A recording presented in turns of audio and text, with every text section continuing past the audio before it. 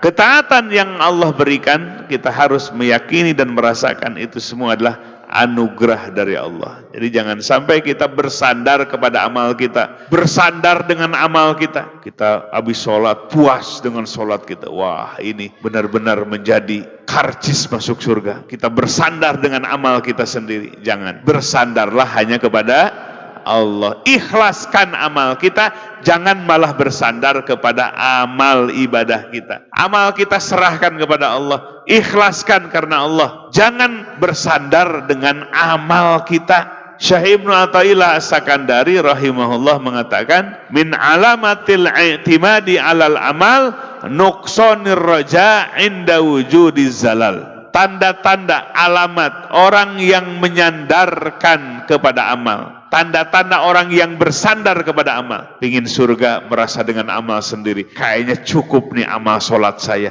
cukup nih amal infak saya, cukup amal sodakoh saya membuat saya nanti masuk surga. Itu namanya bersandar kepada amal, bukan kepada Allah. Harusnya bersandar kita kepada Allah. Dengan rahmatmu ya Allah, dengan ridhomu ya Allah, masukkanlah aku ke dalam surgamu. Bukan dengan amalku, tapi dengan rahmatmu.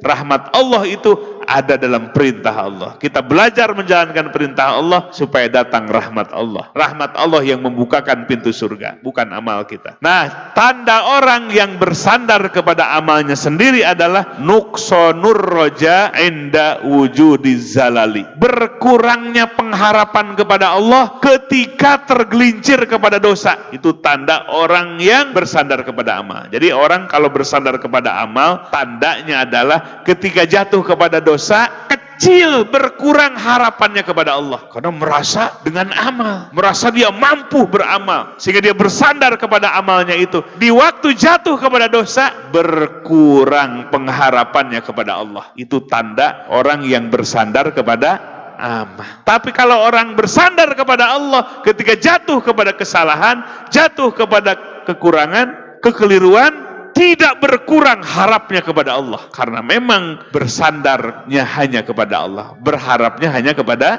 Allah, bukan kepada amal kita.